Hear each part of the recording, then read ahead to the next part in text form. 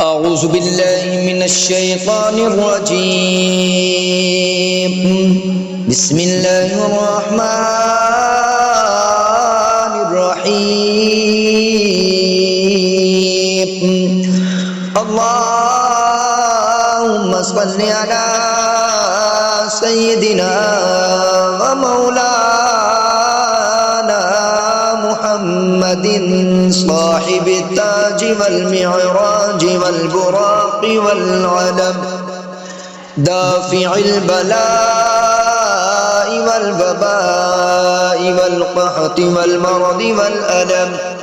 اسمه مكتوب مرفوع مشفوع منقوش في اللوح والقلم، سيد العرب والعجم.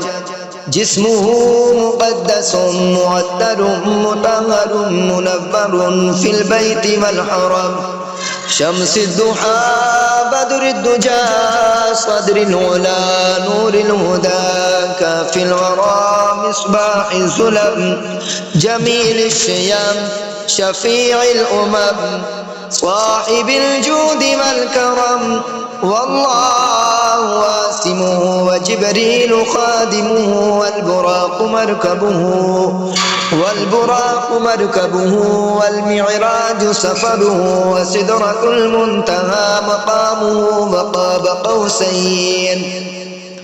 وقاب قوسين مطلوبه والمطلوب مقصوده والمقصود موجوده، سيد المرسلين خاتم النبيين، شفيع المذنبين أنيس الغريبين، رحمة للعالمين راحة العاشقين مراد المشتاقين، شمس العارفين سراج السالكين مصباح المقربين، محب الفقراء والغرباء والمساكين، سيد الثقلين نبي الحرمين إمام القبلتين، وسيلتنا في الدارين صاحب قاب قوسين، محبوب رب المشرقين ورب المغربين، جد الحسن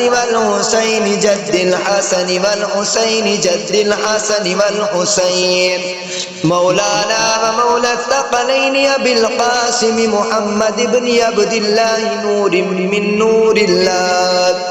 يا أيها المشتاقون بنور جماله بلغ العلا بكماله، كشف الدجى بجماله، حسنت جميع خصاله، صلوا عليه وآله وأصحابه وسلموا تسليما كثيرا كثيرا كثيرا. آمنت بالله صدق الله العظيم.